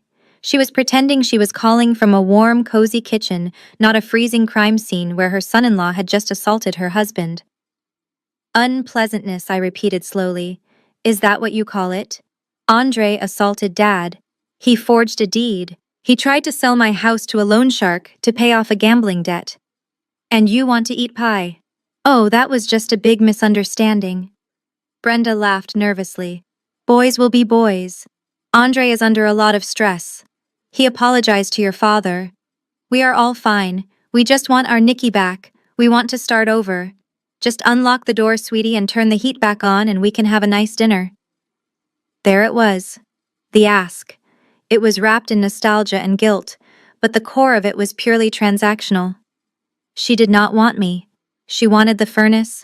She wanted the credit card. She wanted the problem to go away without having to admit she was wrong. She was trying to manipulate me one last time, thinking I was still the desperate daughter seeking approval. "I am not coming to dinner, Mom," I said, my voice flat and hard. "And I am not turning the utilities back on. That house is a liability and everyone inside it is a squatter." Brenda's voice hardened, instantly dropping the sweet facade. "Do not be like this, Nicole. We are your parents. You cannot treat us like enemies. We are willing to forgive you for the embarrassment you caused if you just fix this right now." "Forgive me?" I asked, incredulous. "You are willing to forgive me for stopping you from stealing my property? That is rich." I looked at the file on my desk. The eviction notice was already drafted. The criminal complaint against Andre was already filed. The time for talking was over. "Listen to me closely, Mother, because I am only going to say this once. I do not negotiate with terrorists. And right now, that is exactly what you are. You are holding my love hostage to get my money. But the ransom has not been paid, and it never will be again." I hung up the phone before she could scream. I blocked the number. I sat there in the silence of my warm office, feeling a massive weight lift off my chest. I had finally done it. I had fired my mother. And for the first time in my life, I did not feel guilty. I felt free. I stared at the disconnected phone screen. The silence in my office was heavy, but for the first time it did not feel lonely. It felt clean. That phone call with my mother was the final severance of the umbilical cord. I realized in that moment that I could never go back to 42 Maple Drive. Even if I won the legal battle, even if I evicted them and renovated the entire property, the walls would always whisper with the ghosts of their manipulation. The house was not an asset, it was a tumor. And like any tumor, it needed to be cut out before it killed me. I turned back to my computer. I did not search for a luxury real estate agent. I did not look for a staging company or a photographer. I typed in a search query that most homeowners pray they never have to use: cash buyers for distressed properties. Seattle. I wasn't looking for top dollar. I was looking for a shark. I needed a company that specialized in hostile takeovers, a company that didn't care about emotional attachments or family drama. I found a website for a firm called Ironclad Acquisitions. Their slogan was simple and aggressive: "We buy problems." I dialed the number. It rang once. A man with a gravelly voice answered. "Ironclad Acquisitions. This is Marcus. I have a property in the Queen Anne district," I said, skipping the pleasantries. "It is a Victorian on a double lot. Market value is 1.2 million. I want to sell it today." Marcus paused. I could hear him typing in the background. Today is fast even for us. What is the catch? Is the foundation cracking? Is it a meth lab? "The structure is sound," I replied, keeping my voice businesslike. "The catch is the occupancy status. The house is currently inhabited by 4 hostile squatters. They are family members who have violated their lease and refused to vacate. They have changed the locks and damaged the security system. I do not want to go through a 6-month eviction process. I want to walk away." "Squatters with a sense of entitlement," Marcus said, his tone shifting from bored to interested. "That is our specialty. We have a legal team that moves faster than the sheriff. We have a private security detail that handles access. But you know the drill. If we take on the headache, we take a chunk of the equity. We buy as is. We buy occupied. But we buy low." "Give me a number," I said. "If the comps are 1.2 and I have to send a crew to clear the place out, I will give you 700,000 cash. We close in 48 hours. You sign the deed and we take the keys. Or whatever keys are left." I did the math in my head. $500,000 lost. That was the price of my freedom. That was the cost of never having to hear my mother's voice again. To anyone else, it was a financial disaster. To me, it was the best money I had ever spent. "Send the contract," I said without hesitation. "I will sign it electronically within the hour," Marcus said. "We will have a team there by tomorrow morning to assess our new acquisition. Do you want us to deliver a message to the occupants?" "No," I said, closing my eyes and feeling a wave of relief wash over me. "Surprise them." Mr. Stone walked into my office at exactly 2 in the afternoon. He did not look like a residential real estate agent. He looked like a corporate cleaner for a cartel who had decided to wear a bespoke Italian suit. He carried nothing but a slim leather tablet case and an air of absolute indifference. He did not smile. He did not offer a handshake. He simply sat down opposite me and placed a single heavy file on the glass surface of my desk. "Ms. Harrison," he said. His voice was low and smooth, like grinding gravel. "I have reviewed the asset at 42 Maple Drive. The structure is sound. The location in Queen Anne is prime. The liability, however, is significant." "I know," I replied, keeping my face neutral. "I told your associate everything on the phone. 4 unauthorized occupants. No valid lease. Hostile environment. The utilities are currently disconnected." Stone nodded slowly. He tapped the file with a manicured finger. "Squatters are messy, Ms. Harrison. They cry to the press. They strip the copper wiring from the walls. They require a specific touch to remove efficiently. My firm provides that touch. We do not wait for the sheriff. We use private security and aggressive legal pressure. We make it very uncomfortable to stay, but that service comes at a premium." He slid a contract across the desk. The number at the bottom was stark. $960,000. It was 20% below the current market assessment. A loss of nearly $250,000 in equity. "This is a take-it-or-leave-it offer," Stone said, watching my eyes closely.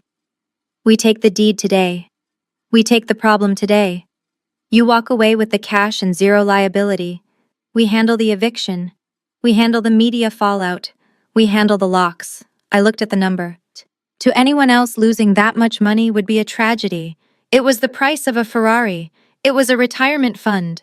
But I was not looking at a financial loss. I was looking at the price tag for my sanity. I was buying my life back from the people who had stolen it $1 at a time. I picked up my pen. I did not hesitate.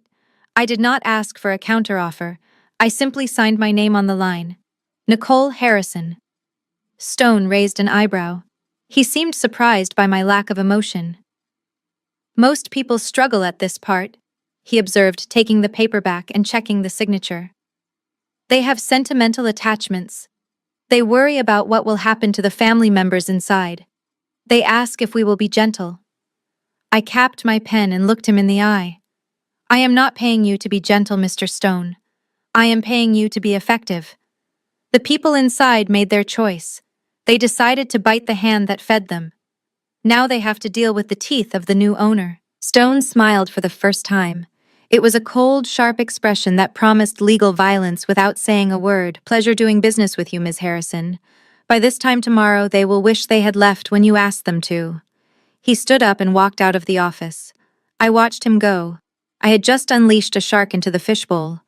I turned my chair to face the window and the falling snow. The house was gone. The burden was gone. And whatever happened next was strictly business. The freezing fog had settled over Maple Drive by Wednesday morning, turning the world outside into a gray blur. Inside the house, the atmosphere was even bleaker. My parents and Andre were camped out in the living room, bundled in layers of mismatched clothes. They looked less like a family and more like survivors of a shipwreck clinging to the wreckage. At 8 o'clock sharp, a heavy black SUV rolled into the driveway. It did not look like a police cruiser. It looked military. A man in a tactical vest stepped out carrying a staple gun and a thick packet of bright orange papers. He did not knock. He walked straight to the front door and slammed the staple gun against the wood. Thwack, thwack, thwack. Then he turned and drove away without a word. Andre scrambled off the sofa, his stiff joints popping in the cold. He ripped the door open, letting a blast of freezing air into the room, and tore the paper down. He slammed the door and marched back to the center of the room, holding the document like it was a grenade. "What is it now?" Brenda asked from beneath her pile of blankets. "Is it another letter from her lawyer?" Andre squinted at the paper. The header did not say Sterling and Associates. It said Ironclad Acquisitions, LLC in bold, aggressive font. "Notice to vacate." Andre read aloud, his voice cracking. "To the unauthorized occupants of 42 Maple Drive, you are hereby notified that this property has been sold. You are trespassing on private land. You have 72 hours to remove your personal effects and vacate the premises. Failure to comply will result in immediate removal by private security and the sheriff department." "Sold, my father," Gerald whispered. His face went gray. "She sold it. She actually sold the house."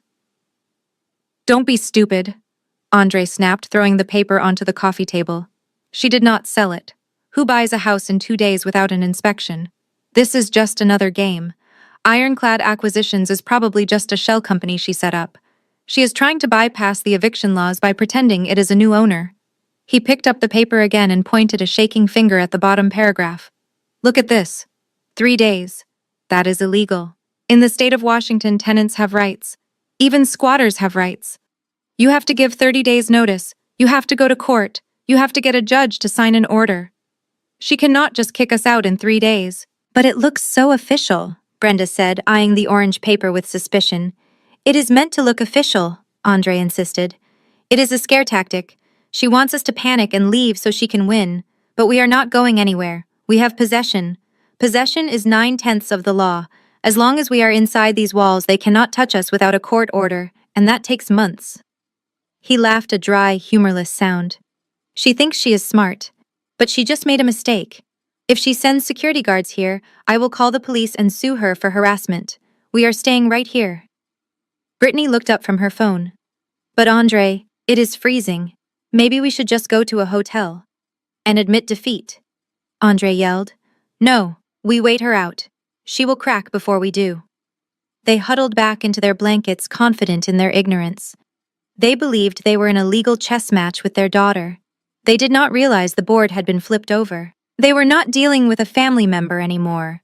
They were dealing with a corporate liquidation firm that viewed them as nothing more than biological waste that needed to be removed from an asset. They had 3 days, and they were going to waste every single second of them being wrong. The pounding on the front door at 6 in the morning sounded like gunfire in the silent, frozen house. It was not a polite knock. It was the heavy, authoritative thud of a battering ram testing the hinges. The noise shook the frost off the windows and jolted my father Gerald awake from his fitful sleep on the armchair. Andre scrambled to his feet, rubbing his eyes. He looked at the door with a mixture of confusion and arrogance. They are early, he muttered, pulling his suit jacket tighter around his shivering frame. Do not worry, Gerald. I will handle this. It is probably just her lawyer trying to scare us again. He marched to the door and threw it open, ready to deliver a speech about tenant rights and the 30-day notice period. But the words died in his throat. Standing on the porch was not a lawyer in a suit. It was a wall of uniforms. 2 King County Sheriff deputies stood at the front, their hands resting on their belts. Behind them stood 4 large men in gray coveralls with the logo Ironclad Acquisitions embroidered on their chests. A moving truck idled in the driveway, its exhaust puffing white clouds into the freezing air. Andre Williams, the lead deputy asked. His voice was flat and devoid of emotion. Yes, that is me, Andre stammered, losing his bravado instantly. Listen, officer, we are in a civil dispute with the owner. We have rights. You cannot just come here at dawn. The deputy held up a document stamped with the seal of the Superior Court. This is a writ of restitution and immediate possession granted to the new owner, Ironclad Acquisitions. You were served a 72-hour notice to vacate for trespassing. That time expired at midnight. You are now in violation of a court order, but we live here. Andre protested, his voice rising to a shriek. My wife is pregnant. My in-laws are elderly. You cannot kick us out in the cold. We need 30 days. You had 5 years, the deputy cut him off. You are not tenants. You are unauthorized occupants on a property that has been sold. You have 10 minutes to gather your essential personal items and vacate the premises. If you refuse, you will be arrested for criminal trespass and obstruction of justice. Before Andre could argue further, the men in the gray coveralls surged forward. They did not ask for permission. They walked past Andre as if he were a piece of furniture. They carried empty cardboard boxes and rolls of packing tape. My mother Brenda screamed as a stranger walked into the living room and picked up her vase. What are you doing? Put that down. Gerald, do something. My father stood up, his legs shaking. He looked at the deputies, then at the movers who were already sweeping items off the mantel into boxes. He looked at Andre, who was being held back by a deputy as he tried to block the stairs. It is over, Brenda. Gerald whispered, his voice broken. It is really over. Get your coats, the deputy ordered, stepping into the foyer. Anything you leave behind will be moved to a storage facility at your expense. You have 9 minutes left. The reality hit them like a physical blow. There was no negotiation. There was no calling Nicole to beg. The house they had fought so hard to keep was being dismantled before their eyes. Brittany began to sob, clutching her belly as a mover picked up the television remote. The warmth of the dream was gone, replaced by the cold, hard efficiency of the law.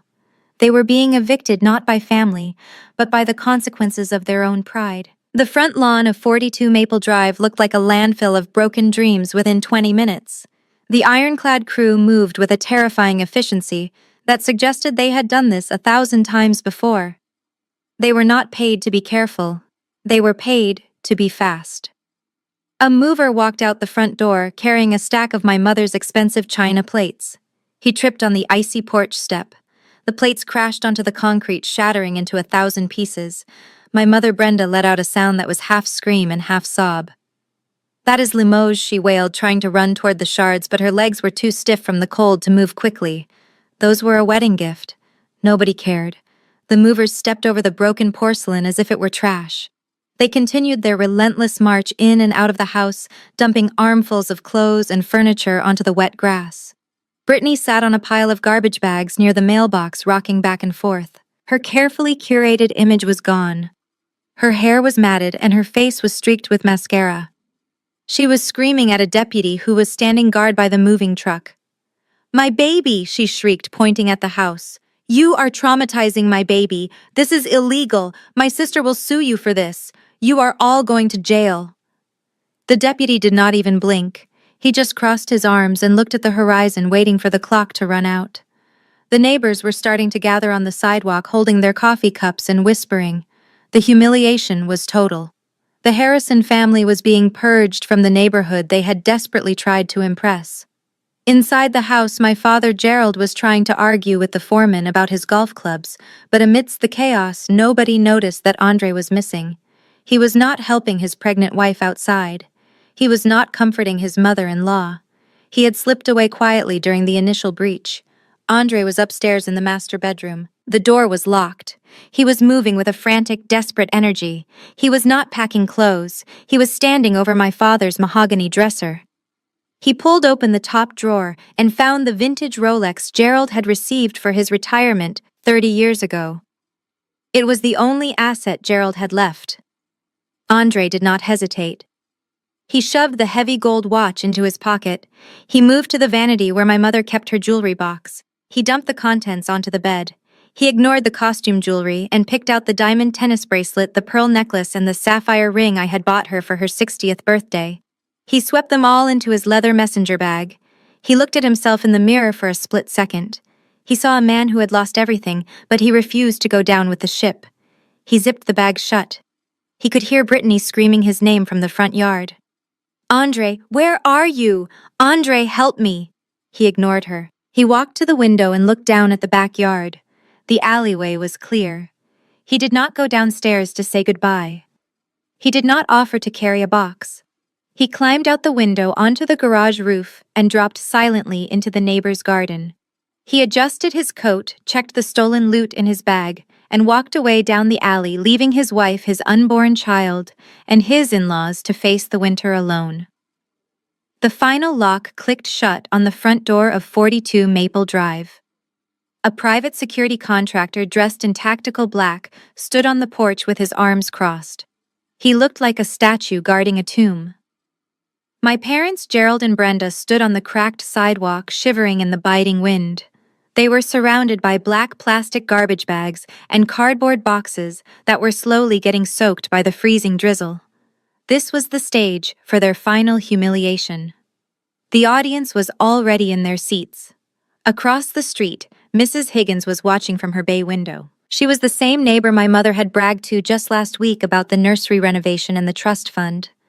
Now she was holding her phone, likely texting the rest of the neighborhood about the eviction. Mr. Henderson, the retired banker who lived 2 doors down, stood on his porch sipping coffee. He did not look sympathetic. He looked vindicated. He had always suspected that the lavish parties and the new cars were built on a house of cards. Now he was watching the collapse in real time. Brittany was spinning in circles, clutching her baby bump. Her eyes were wild with panic. Her expensive coat was stained with mud from when she tripped over a box. "Where is Andre?" she screamed over the wind. "He has the keys to the Mercedes. We need to load these bags." He said he was going to pull the car around. She dialed his number. It went straight to voicemail. Then she dialed it again. And again. "Where is he?" Brenda moaned, hugging herself to stay warm. "My hands are freezing, Gerald. Tell him to hurry up with the heater." Then came the sound of an engine revving from the alleyway behind the house. It was a high-pitched, aggressive whine. The silver Mercedes, the last symbol of their fake status, tore out of the back driveway. It swerved onto the street, spraying slush onto the pavement. Brittany ran toward the curb, waving her arms. "Andre, wait. You forgot us. Stop the car. We are over here." But the car did not slow down. Through the tinted glass, she could just make out the silhouette of her husband. He was not looking back. He was looking at the road ahead, focused only on his own survival. He had the jewelry in his pocket and the heated seats turned up high. He had decided that his wife and unborn child were dead weight he could no longer afford to carry. The taillights disappeared around the corner, fading into the gray fog. The silence that followed was heavy and suffocating. Brittany stood in the middle of the street, her hands falling to her sides. "He left me," she whispered. "He actually left me." My father Gerald sat down on a wet box of books. He looked at the neighbors who were now openly staring from their porches. They were whispering, pointing at the piles of debris. The shame was worse than the cold. The facade was stripped away, leaving them naked and vulnerable. Mr. Henderson shook his head and went back inside, closing his door firmly. He had seen enough. The illusion was gone. There was no dynasty. There was no wealth. There was just a pile of trash and 3 people who had bet everything on a lie and lost. It started to snow harder, covering the garbage bags in a thin layer of white. They had no car. They had no home. They had no money. They stood there on the curb of the house they used to pretend they owned, realizing that the daughter they had pushed away was the only reason they had ever been warm in the first place. But Nicole was not coming, and Andre was gone. For the first time in their lives, they were truly alone. The wind off Lake Michigan was sharp enough to cut glass, but to me it felt like a baptism. I walked along the concrete path of the lakefront trail. The city skyline rose behind me, a fortress of steel and ambition. It was a stark contrast to the rotting Victorian shell I had left behind in Seattle. Here, the air smelled like ice and progress. My coat was cashmere and heavy, paid for with money I had actually earned and kept. My boots were sturdy against the pavement. For the first time in 10 years, I was not walking with the weight of 3 other adults on my shoulders. I was not worrying about a mortgage payment for a house I did not live in. I was not dreading a phone call about a broken water heater or a maxed-out credit card. The silence in my head was absolute. It was the silence of a ledger that had finally balanced to 0. I stopped near the water edge, watching the waves crash against the frozen rocks. The sun was setting, casting a purple and gold light over the city. It was beautiful. It was peaceful. Then my phone vibrated in my pocket. It was a harsh mechanical intrusion. I pulled it out, my gloved hand gripping the cold metal. The screen lit up with an unknown number. The area code was 206, Seattle. I stared at the digits. I knew exactly who was on the other end. It was not a telemarketer. It was not a wrong number. It was a man standing on a curb in the freezing rain, sitting on a wet box of books, realizing he had made a terrible mistake. It was my father, Gerald. He was probably borrowing a neighbor phone because his own service had been cut. He was calling to beg. He was calling to tell me Andre had stolen the jewelry and abandoned them. He was calling to say that Brittany was hysterical and they had nowhere to go. He was calling to ask for a hotel room just for tonight, just until they figured things out. He wanted to hear my voice crack. He wanted to hear me say, "Let me fix it." The old Nicole would have answered. The old Nicole would have felt that familiar pang of guilt, the conditioning that said a good daughter sets herself on fire to keep her family warm. I watched the green answer button pulse. It looked like a trap door. If I slid my thumb across it, I would fall right back into the pit. I would be the bank again. I would be the emotional punching bag. I would be the safety net for people who pushed me off the ledge. I looked at the lake. It was vast and indifferent. It did not care about my family drama. It just existed, powerful and free.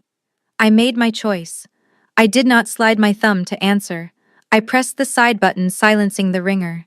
The vibration stopped. The screen went dark, but I was not done.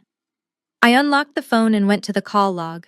I tapped the blue information icon next to the unknown number. I scrolled down to the bottom of the menu. The text was red. Block this caller. I tapped it. A confirmation box popped up asking if I was sure. Asking if I wanted to permanently prevent this person from contacting me. I tapped confirm. The connection was severed. The invisible line that tethered me to their dysfunction was cut. I put the phone back in my pocket. I did not feel sad. I did not feel angry. I felt light. I took a deep breath, filling my lungs with the freezing clean air. Then I turned my back on the west. I turned my back on the guilt. I started walking north toward the city lights that were just beginning to twinkle in the twilight. I had a dinner reservation at a steakhouse. I had a career. I had a life. And for the first time, it was entirely mine. I walked faster, my heels clicking a rhythm of independence on the pavement. I did not look back. The screen of my life did not fade to black. It faded to a brilliant, blinding white. The story of Nicole and the Harrison family serves as a brutal but necessary reminder that shared DNA does not justify abuse. For years, Nicole confused financial enabling with love, believing that if she just paid enough bills, rescued them from enough foreclosures, and absorbed enough insults, she would eventually earn their respect. However, the hard truth revealed in this saga is that you cannot buy your way into the hearts of people who only view you as a resource. The most profound lesson here is the crucial difference between helping and enabling. By constantly shielding her parents and Andre from the consequences of their poor decisions, Nicole wasn't saving them. She was crippling them. She allowed them to live in a fantasy world where actions had no repercussions. True love requires accountability, and sometimes the kindest thing you can do is let people fail so they can learn to stand on their own. Furthermore, we learn that setting boundaries is not an act of cruelty. It is an act of survival. Guilt is a weapon often used by toxic families to maintain control. They count on your conscience to keep you trapped in their dysfunction. Nicole's journey teaches us that you are not obligated to set yourself on fire just to keep others warm, especially when they are the ones holding the matches. Walking away and cutting ties was not about punishment. It was about self-preservation. Peace is expensive. It cost Nicole a house and her family. But as she walked along Lake Michigan, she proved that reclaiming your dignity is worth every penny. If you've ever felt trapped by family obligations or undervalued by those you support, tell us in the comments. What is one boundary you need to set today to reclaim your peace?